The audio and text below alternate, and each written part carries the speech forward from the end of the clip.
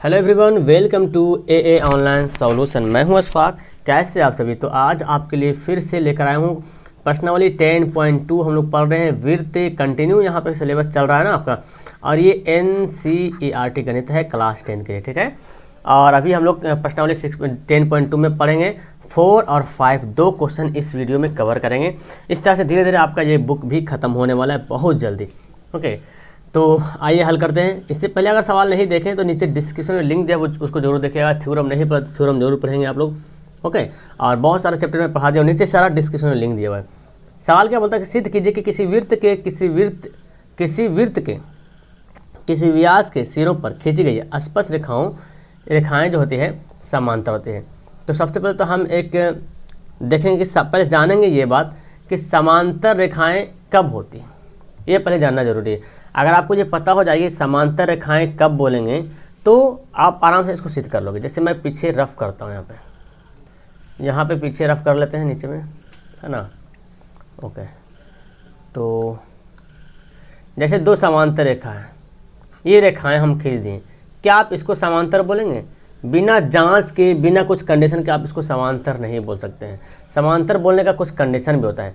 जैसे कि दो रेखाएं अगर खींची गई है, ये तो ऐसे भी समांतर दिख नहीं रहा, मान ले कि ये दोनों, ठीक है, मान लो कि ये समांतर दिख रहा। चलो इसको मिटाते हैं। ओके, एक इधर और एक इधर, चलो मान लेते हैं। अब क्या इसको आप समांतर बोलोगे? कैसे बोलोगे, किस आधार पे बोलोगे समांतर? क्या पता कि इन दोनों के बीच की दूरी समान है। यहाँ पर देख रहे हैं, यहाँ पे उठा हुआ है, यहाँ पे झुका हुआ है। तो इसका एक कंडीशन है कि अगर इस तरह दो लाइन रहे और इस पर एक प्रतिच्छेद रेखा गुजर जाए, तो रेखा गुजरने के बाद ये जो कोण बनेगा यहाँ पर और इसका यहाँ पर कोण, अगर ये दोनों कोण समान होता है तब आप ये रेखा, यानी कि अगर हम ABCD दो दे दें तो AB और CD आपस में क्या हो जाएगी? समांतर हो जाएगी। यानी कि अगर ये जो एक कोण गया, यहाँ पर रेखा गई है, या तो ये दोनों कोण समान हो जाएगा। जब ये दोनों कोण समान होगा तो इधर वाला भी कोण इधर के क्या होगा? समान हो जाएगा। यानी कि अगर इस तरह बना हुआ फिगर है ना, अगर यहाँ पे अगर आपका 30 डिग्री है तो जाहिर सी बात यहाँ पे भी 30 डिग्री होगा। अगर आपको फिगर दे दिया जाए इस तरह से और आपको बोला जाए क्या ये रेखा समांतर है, यहाँ पे दे दिया जाए 60 डिग्री और यहाँ पे दे दिया जाए 50 डिग्री, क्या ये रेखाएं समांतर है? समांतर तो दिख रही, लेकिन कोण जो है बराबर नहीं बन रहा। एकांतर कोण जो है वो बराबर नहीं बन रहा, और जब एकांतर कोण बराबर नहीं होगा तो समांतर नहीं होगा। आपका भी आंसर यह आएगा कि समांतर नहीं है, ठीक है। तो बस यही हमको कंडीशन फॉलो करना है कि अगर ये रेखाएं जाएंगी, या तो रेखा सीधा जाए, चाहे टेढ़ा जाए, चाहे जैसे भी जाए, उससे कोई मतलब नहीं। हमारा जो है एकांतर कोण, ये दोनों कोण जो है बराबर होना चाहिए। अगर ये रेखाएं हैं, सीधा रेखा गई, तो अगर यहाँ पे 90 डिग्री बने तो इधर भी 90 डिग्री बनना चाहिए, तो हमारा ये भी दोनों रेखाएं क्या हो जाएगी? समांतर हो जाएगी। इसी तथ्य को हम लोग यहाँ पर करेंगे सिद्ध। तो सबसे पहले हम एक वृत्त ले लेता हूँ आपके लिए, है ना। यहाँ देखें, एक वृत्त मैं ले लिया और इस पर मैं बना लेता हूँ दो लाइन, क्योंकि जैसे सवाल बोल रहा ना उसके हिसाब से बना लेते हैं। यहाँ पे जाएगी, चलो यहाँ से एक लाइन यहाँ चली गई और एक और लाइन लेते हैं जो कि समांतर दिखना भी चाहिए। पता नहीं सही होगा कि नहीं, चलो इस तरह से मैं बना लिया हूँ। थोड़ा टेढ़ा बना है ना, खैर, लेकिन दिख रहा अच्छा से मेरे ख्याल से। ये दो वृत्त हैं, इसका नामकरण भी कर देते हैं, है ना। ये हमारा और ये हमारा वृत्त के बीचों बीच जो होता है वो क्या होता है? पॉइंट होता है। क्या होता है? पॉइंट होता है ना। ये दोनों पॉइंट हो गया यहाँ पे, इसका नाम भी कर देते हैं। अच्छा, ये सवाल में क्या बोलता है कि सिद्ध कीजिए कि किसी वृत्त के, ये वृत्त हो गया, किसी व्यास क्या होता है जी? व्यास जो होता है वृत्त की सबसे बड़ी जीवा होता है ना। व्यास जो होती है वृत्त की सबसे बड़ी जीवा। देखो मैं ये जीवा बना लिया। अब वृत्त की सबसे बड़ी जीवा को ही व्यास कहते हैं। या तो सबसे बड़ी जीवा हो तो उसको भी व्यास कहेंगे, या सबसे बड़ा लाइन जो वृत्त में जो खींची जाएगी व्यास को जीवा भी बोलेंगे और व्यास बोलेंगे। तो सवाल ऐसे भी आता है कि वृत्त की सबसे बड़ी जीवा का दूसरा नाम क्या है? व्यास। आप तो जानते हैं कि किसी भी दो बिंदु को अगर टच करेगा एक रेखा वृत्त को तो वो जीवा कहलाएगा, लेकिन सबसे बड़ी जीवा जो होगा वो व्यास होगा।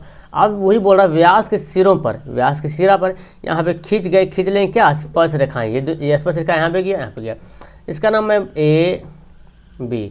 ये तो हमेशा बेचारा O तो रहता ही है, ऐसे भी केंद्र है, O मान लेता हूँ, ठीक है। इसका मैं PQRS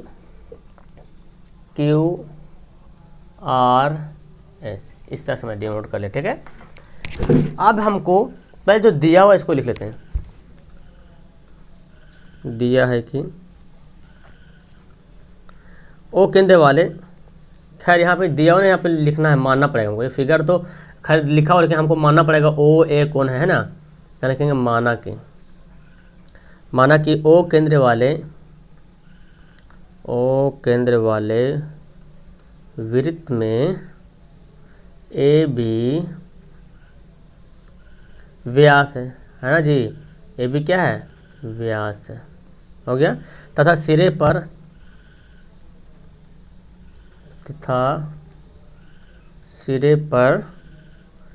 स्पर्श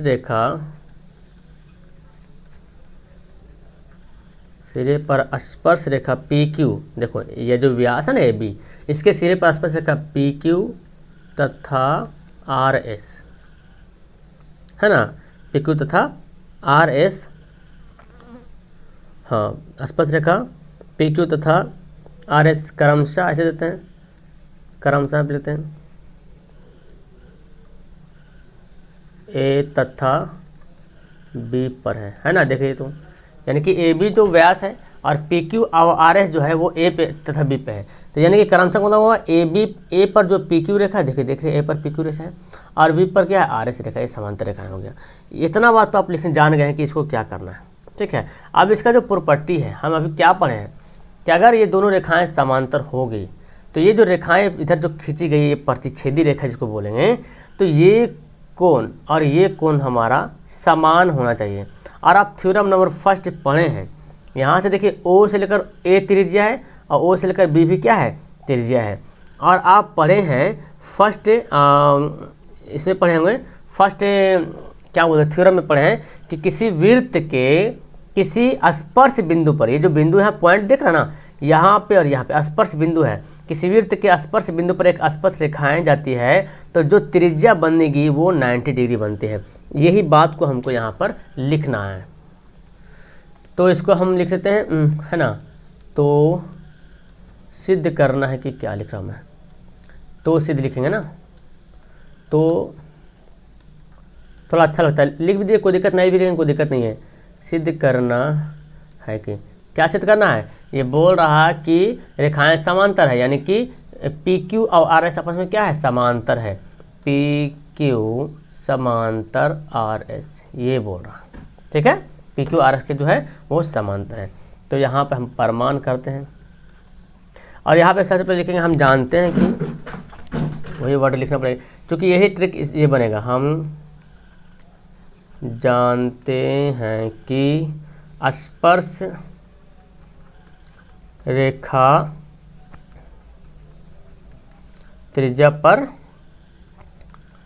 लंब होती, ये जानते हैं, थ्योरम नंबर फर्स्ट पढ़े हैं कि अगर स्पर्श रेखा रहेगा तो वो त्रिज्या पे क्या होगा, लंब होगा, यानी कि जब लंब होगा तो पी बी जो रेखा है, पी क्यू जो रेखा है स्पर्श रेखा, यहाँ पर ए भी लंब हो रहा और आर एस जो रेखा है इस पर बी क्या हो रहा, लंब हो रहा। लंब होने का मतलब ये हो गया कि ए पर 90 डिग्री कोण बन रहा और बी पर भी बन रहा 90 डिग्री का कोण, तो उसको हमको यहाँ पर हमको दिखाना पड़ेगा, है ना। तो हम लिख सकते हैं यहाँ पे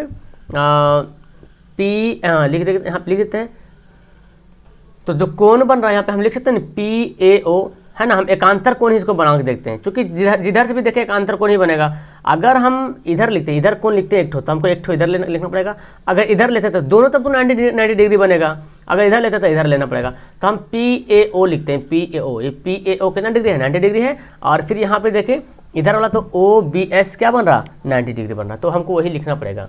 तो इसलिए पी ए ओ बराबर 90 डिग्री, ठीक है, कोण सॉरी, और तथा ओ बी एस, कोण ओ बी एस बराबर 90 डिग्री, यानी कि ए कोण है 90 डिग्री और बी कोण है 90 डिग्री, इसलिए मैंने यहाँ पे बीच में लिखा ए है 90 डिग्री, इधर बी है 90, तो ये दोनों कैसा कोण हो गया, एकांतर कोण हो गया।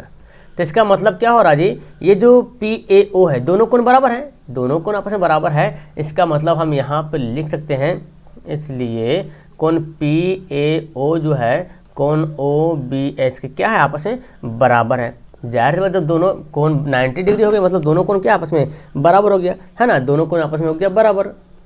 अब जब दोनों कोण बराबर हो गया, यानी कि हम तुरंत पढ़े अभी कि जब ये कोण आपस में बराबर हो गया, एकांतर कोण हो गया, तब पी क्यू आर एस का क्या है, समांतर है। इसलिए पी क्यू समांतर है आर एस का। तो ये भी प्रूफ लिख सकते हैं, नहीं तो आप यहाँ पे लिख सकते हैं यहाँ पे अतः करके, ताकि थोड़ा सा और सुंदर लगे देखने में। अतः किसी वृत्त के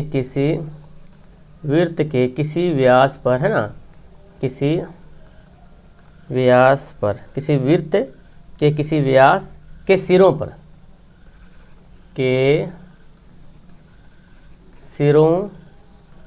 पर खींची गई स्पर्श रेखाएं क्या होती हैं, समांतर होती हैं। तो ये पॉइंट को आप याद रखेंगे तो आगे भी काम देगा। यहीं पे हमारा हो गया प्रूफ्ड, और यहाँ पे प्रूफ कर देंगे तो ये भी प्रूफ हो जाएगा, कोई दिक्कत नहीं। तो ये आप डायरेक्ट सवाल क्वेश्चन में भी आता है, क्योंकि ये जानना जरूरी है। आप ये पढ़ चुके हैं, जब भी बड़ी जो वृत्त बड़ी जो व्यास होगा, जो बड़ा वाला व्यास होगा, इसके ऊपर अगर स्पर्श रेखा जाएगा तो दोनों रेखाएं क्या होगा, समांतर होगा। अब समांतर होने का फंडा भी आपको समझ आ गया होगा, है ना, अच्छी तरीके से मेरे ख्याल समझ आ गया। अब सवाल नंबर पढ़ते हैं 5। ओके, तो सवाल नंबर देखें 5, बहुत ईजी सवाल है, इसको बस समझना भर देरी है। सिद्ध कीजिए कि किसी स्पर्श बिंदु से, क्या बोल रहा, सिद्ध कीजिए कि स्पर्श बिंदु से, ये जो बिंदु है ना जहाँ पे स्पर्श रेखाएं मिलती है उसको स्पर्श बिंदु बोलते हैं। स्पर्श बिंदु से, इसको मैं रेड कर लेता हूँ, स्पर्श बिंदु से खींचा गया, स्पर्श बिंदु से स्पर्श रेखा पर खींचा गया लंब, यानी कि कहीं पे एक वृत्त होगा, मान ले एक कहीं सर्किल होगा, पॉइंट होगा ना, इसको मैं पॉइंट मान ले हूँ, है ना, और यहाँ से एक लंब खींचा है। तो टेढ़ा हो रहा, फिलहाल यहाँ पे हम सीधा खींच लेते हैं, चलो खींच लिए। तो ये बोल रहा जो खींचा गया जो लंब है ना, जो वृत्त के केंद्र से होकर जाती है, ये बोल रहा। तो इसको हम ए बी, इसको हम एम मान लें और यहाँ पे मान लिया हो। तो इसका कहने का मतलब ये हो रहा कि एक वृत्त के स्पर्श बिंदु है और स्पर्श रेखाएं जो खींची गई है, और इस पर जो है खींचा गया एक लंब है। तो ये जो लंब जो खींचा गया है, तो ये जो हमारा ओ जो है ना, वो वृत्त के केंद्र है, यही सिद्ध करना है, समझे। ये बोल रहा है ना कि ओ वृत्त के केंद्र है। अगर फिगर ऐसे बना दिया तो आप यहाँ पे कर दूँ तो वृत्त केंद्र तो यहाँ पे होगा। अगर देखा जाए, अगर फिगर आप देखें, एक बड़ा सा वृत्त बनाए और मैं बोल दूँ यहाँ पे है और यहाँ पे लंब खींचें, तो क्या ये जो पॉइंट ओ है ये वृत्त केंद्र पे तो नहीं है, केंद्र तो यहाँ पे होना चाहिए, बीचों बीच में केंद्र होता है। लेकिन वो सवाल में ऐसे ही बोल रहा कि ये जो आप जो लंब खींचे, क्या ये वृत्त के केंद्र पर है क्या लंब। लेकिन इतना कन्फर्म बोल दिया कि ये जो एम है ना, ये 90 डिग्री है, हमको इसको सिद्ध करना है ना। अब सिद्ध करने के लिए हमको कुछ यहाँ पे लिखना पड़ेगा। चलो, तो हमको यही बात को लिखना पड़ेगा। किसी वृत्त में, हाल में लिखते हैं, किसी वृत्त में ए बी एक स्पर्श रेखा है, स्पर्श रेखा है, हो गया, जिसमें एम क्या स्पर्श बिंदु है, जिसमें एम स्पर्श बिंदु है, ठीक है। एम क्या स्पर्श बिंदु है, इसका मतलब हो गया ये स्पर्श बिंदु है, तथा क्या है, ये जो ओ एम है ना, ओ एम जो देख रहे हैं, ये ए एम पे क्या है, लंब है ना। ओ एम जो है क्योंकि पहले से दिया हुआ है, ओ एम जो है ए एम पर क्या है, लंब है, इसको समीकरण फर्स्ट मानते हैं, और ये दिया हुआ है तो लंब हो गया। इसका मतलब ओ एम ए कितना डिग्री बनेगा, 90 डिग्री बनेगा। इसका मतलब कोण ओ एम ए बराबर बन गया 90 डिग्री, ये आपका दिया हुआ है। तो सॉरी, इसको नहीं समीकरण, इसको नहीं फर्स्ट मानेंगे, 90 डिग्री को मानेंगे फर्स्ट, ये आपका दिया हुआ है पूरा, ठीक है। अब वृत्त में अन्य कोई बिंदु पी लेते हैं, यहाँ पे नीचे लिखते हैं, वृत्त में अन्य कोई बिंदु क्यू लेते हैं, मतलब रचना में हो रहा है ना, लेते हैं और क्यू को एम से मिलाते हैं, ठीक है, और क्यू को एम से मिलाते। तो ये आपको यहाँ पे लिखना पड़ेगा जी, ठीक है। देखिए, आप यहाँ फिगर देखिए, ये जो आप देख रहे हैं फिगर में, इसमें हम कहीं पर भी ना, हम वृत्त के अन्य कोई बिंदु हम क्यू लेते हैं। यहाँ पे मान लें क्यू होगा, कहीं पे क्यू ले लिए, ठीक है। अब क्यू लिए और इसको एम से हम क्या मिलाएं, ये मान लो त्रिज्या है, ये जब मान लिए ये जो लंबाई है ना वही लंबाई मान लें यहाँ पे है, त्रिज्या हो गया, तो ये भी ओ एम क्या होगा, त्रिज्या हो गया। जो हम लेंगे, जो मिलाएंगे, तो त्रिज्या की ही लंबाई, जो लंबाई त्रिज्या का वही लंबाई हम यहाँ पे ले लिए हैं, ठीक है। अब इसको देखो क्या करेंगे हम लोग, कलर चेंज करते पहले, ओके। फिर लिखे, हमको कल्पना करना पड़ेगा यहाँ पर जो कल्पना करना पड़ेगा, मानना पड़ेगा। तो यहाँ पे लिख सकते हैं, अब माना कि बिंदु Q केंद्र से होकर जाती है। यानी कि जो आपका जो फिगर दिया हुआ है, ये जो मैंने Q माना है, तो Q को ऐसा माना है कि Q जो केंद्र से होकर जा रही है, हालांकि केंद्र हमारा यहाँ पर दिख रहा है, लेकिन हम इसको मान लिए, कल्पना कर लिए हैं कि Q जो है, पॉइंट जो Q है वो केंद्र से होकर जा रही है, ठीक है। तो जब केंद्र से होकर जाएगी तो जाहिर से बात यहाँ पे जब केंद्र से आसपास रेखा पर जब कोई बिंदु केंद्र से होकर जाती है तो ये कोण क्या बनता है, 90 डिग्री बनेगा इसका, है ना, क्योंकि हम यही जानते हैं। तो QM और QM क्या हो गया, जब Q जो है केंद्र से होकर जा रही है जी, तो QM इसका मतलब क्या हो जाएगा, त्रिज्या हो जाएगा। जैसे कि अगर कोई वृत्त है, उसको अगर हम मान लेंगे, ये मान लें कि मैंने कोई वृत्त बनाया है, ठीक है, ये बनाया, और मान लें कि मैं एक बिंदु यहाँ पे केंद्र से होकर जा रही है, तो केंद्र से जो भी बिंदु जाता है त्रिज्या पे, ये वृत्त पर, केंद्र से जो भी बिंदु जाता है वृत्त पे, सबको क्या बोलते हैं हम लोग, त्रिज्या बोलते हैं, है ना। और अगर इस पर स्पर्श रेखा खींच देते हैं, ये 90 डिग्री बन जाता है, ये तो हम जानते हैं। तो यही हम मान लिए इसको, केंद्र से होकर जाती है, तो जब जाती है तो यहाँ पे लिख सकते हैं, इसलिए QM त्रिज्या होगी, है ना, QM क्या होगी, त्रिज्या होगी, त्रिज्या होगी, ये आपको मानना पड़ेगा, ठीक है, त्रिज्या होगी।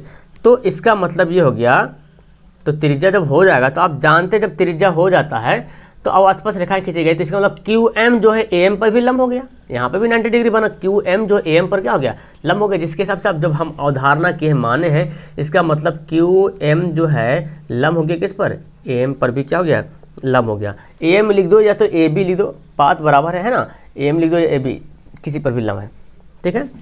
अब इसको हम क्या करेंगे, तो हम यहाँ पे लिख देंगे, चूँकि कोण QMA सवाल में दिया हुआ है, QMA कितना डिग्री, 90 डिग्री की, देखो, अच्छा ये वाला ना, QMA सॉरी, यहाँ पे क्या है, OMA 90 डिग्री ये दिया हुआ है, और QMA क्या हो जाएगा, 90 डिग्री हो। जब भी लंब होगा AM पर लंब होगा या AB पर लंब होगा, तो जाहिर सी बात है जो QM होगा वो क्या होगा, 90 डिग्री होगा। तो यहाँ पे कोण लिख दिया मैंने, QMA जो 90 डिग्री होगा। तो इसका मतलब ये हो गया जी, जो दिया हुआ था वो, और इसको हम मान लेते हैं सेकेंड, अब दोनों हो गया 90 डिग्री, तो इसका मतलब दोनों बराबर होना चाहिए, है ना, दोनों बराबर होना चाहिए इसका मतलब। तो हम लिखेंगे, अच्छा यहाँ पर जो किस कारण आया, तो हम लिखते हैं यहाँ पे त्रिज्या स्पर्श रेखा पर लंब होती है, ये कारण यहाँ पे चाहे तो लिख देंगे, त्रिज्या स्पर्श रेखा पर लंब होती है, त्रिज्या स्पर्श रेखा पर जो है लंब होती है, ये कारण यहाँ पे शो कर देंगे। अब जब लंब हो गई तो जो हम कल्पना किए हैं, ये मेरा कल्पना किया हुआ आया है और ये हमारा दिया हुआ है, इसका मतलब दोनों 90 डिग्री, मतलब दोनों बराबर होना चाहिए, है ना। OMA और QMA आपस में क्या होना चाहिए, बराबर होना चाहिए। तो हम लिखेंगे कोण OMA बराबर कोण QMA, ये तो हम मान लें कि बराबर होगा, लेकिन क्या रियल में अगर चित्र में देखें क्या ये दोनों बराबर हैं। देखिए रियल अगर फिगर में देख रहे हैं तो जब हम, ये तो ऑलरेडी सवाल में दिया हुआ जी कि OMA ये 90 डिग्री ऑलरेडी दिया हुआ है, तो क्या इसके बीच से 90 डिग्री बन सकता है क्या, ऐसा तो नहीं होगा ना, क्योंकि OMA पहले से दिया हुआ है, ये 90 डिग्री हर हाल में है, ये OMA पहले से 90 डिग्री दिया हुआ है, तो QMA कैसे बन जाएगा 90 डिग्री। जाहिर सी बात, अगर यहाँ पे एक 90 डिग्री कोण है, ये 90 डिग्री है, तो इधर जब आएंगे तो पक्का ये 90 से कम होगा या 90 से अधिक होगा। अगर इधर वाला ले रहे हैं, अगर इस तरह का एंगल ले रहे हैं, तो जाहिर सी बात ये जो कोण बनेगा ये क्या होगा, 90 से कम होगा, यानी कि 90 डिग्री से छोटा होगा, जो कि ये जो हम मान लिए हैं, जो अवधारणा के वो क्या हो गया, गलत हो गया, हमारा अवधारणा क्या हो गया, गलत हो गया। तो हम यहाँ पर लिख देंगे जो कि असत्य है ना, जो कि असत्य, कभी सत्य ऐसा हो ही नहीं सकता, असत्य है। कैसे असत्य हुआ, तो चित्र से, चित्र में देखेंगे तो पता चल जाएगा असत्य कैसे है, चित्र से है। जाहिर सी बात है यार, 90 डिग्री के अंदर जब कोण बनेगा तो जाहिर सी बात या तो 75 बने या 30 बने या 60 बने या 15 जो बने, लेकिन 90 से कम नहीं रहेगा। तो लेकिन इसका मतलब ये जो दिया हुआ है 90 डिग्री, ये पक्का सही दिया हुआ है ना OMA, इसका मतलब ये जो दिया हुआ है कोण कोण OMA जो दिया हुआ है वो हकीकत में 90 डिग्री ही है। अब जब OMA जब 90 डिग्री है, ये दिया हुआ है 90 डिग्री, और 90 डिग्री कब होता है? जब केंद्र से होकर जाती है तभी होता है 90 डिग्री। जब 90 डिग्री है, जैसे QMA के माने थे 90 डिग्री, QMA को माने थे 90 डिग्री, इसका मतलब QM क्या हो गया? केंद्र से होकर जा रहा, त्रिज्या हो गया। तो OMA 90 डिग्री हमारा सिद्ध हो गया। हाँ, रियल में OMA 90 डिग्री है, इसका मतलब OM भी क्या हो गया? त्रिज्या हो गया। तो हम लिखेंगे इसलिए OM त्रिज्या होगी, त्रिज्या होगी, हो गया। त्रिज्या होगी जिसका केंद्र क्या है? जिसका केंद्र O है, जिसका केंद्र O है, ठीक है। O होगा या O है, जो भी, चलो O होगा लिख देते हैं, जिसका केंद्र O होगा। तो अब यहाँ पे हम लिख लेंगे। अब जब हमको प्रूव करना था तो हम पता चल गया कि अतः स्पर्श बिंदु से, स्पर्श बिंदु से स्पर्श रेखा पर खींचा गया लंब जो है कहाँ से जाती है? केंद्र से, वृत्त के केंद्र से होकर जाता है। जो लंब होगा वृत्त के केंद्र से होकर जाता है। तो हमारा यहाँ पे साबित हो गया, क्योंकि जब ये त्रिज्या हो गया OM, और त्रिज्या कब होता है? जब केंद्र से होकर जाएगा तब तो त्रिज्या होगा, जाहिर सी बात है ना। तो हमारा यहाँ पे क्या हो गया? ये हो गया आपका प्रूव्ड हो गया, सिद्ध हो गया। समझ में? तो खैर इसमें कुछ नहीं था, बस सिर्फ लिखना था और यहाँ पे एक अवधारणा करना है, कैसे सपना देखते हैं। बस मैंने यहाँ पे सपना देख लिया है जी, कि अगर ऐसा होगा तो क्या होगा। सपना देख लिया, यहाँ पे लिख सकते हैं मैंने माना कि, या तो यहाँ पे लिख सकते सपना देखा कि, या तो फिर लिख सकते हैं यहाँ पे कि कल्पना किया कि। तो सपना देख लें कि क्यों हमारा O जो क्यों है, O से केंद्र से होकर जा रहा, और जब केंद्र से होकर जाता तो त्रिज्या बनेगा, इसका लंब होगा, और लंब होगा तो 90 डिग्री होगा। तो जो 90 डिग्री ये है, जो पहले दिया दोनों के बराबर होता है, लेकिन फिगर में देख रहे तो ऐसा है ही नहीं, मुमकिन ही नहीं कि ऐसा होगा। क्यों नहीं होगा? क्योंकि अगर एक रेखा पर 90 डिग्री बन रहा, तो ये मान लो 90 डिग्री है, कौन इधर से बन रहा है, ये 90 डिग्री बन रहा, तो इसके अंदर, इसके नीचे हम आएंगे तो क्या 90 डिग्री बनेगा? नहीं ना, 90 तो नहीं बनेगा, 60 बनेगा, 75 बनेगा, 30 बनेगा, 15 बनेगा, लेकिन 90 कभी नहीं बनेगा, क्योंकि 90 यहीं पे बनेगा। तो जो क्या ये दोनों जो बराबर किए तो असत्य निकला, ये कभी बराबर हो नहीं सकता। मतलब ये जो दिया हुआ था वो सही दिया हुआ है, और जब 90 डिग्री है इसका मतलब त्रिज्या से होकर जा रहा, अब केंद्र पे भी होगा, तो इसका मतलब हमारा क्या हो गया? आंसर ये प्रूव हो गया। ओके, तो मेरे ख्याल से आपको ये वीडियो पसंद आई होगी, और समझ में भी आ गया। पसंद आने की दूर बात, समझ में भी आ गया होगा अच्छे तरीके से। समझ में आ गया है रियल में, तो नीचे लाइक का बटन दिया, लाइक जरूर करना। पहली बार चैनल पर आए तो सब्सक्राइब करके बेल आइकन जरूर दबाओ। Okay, that's all, thank you everyone, have a nice.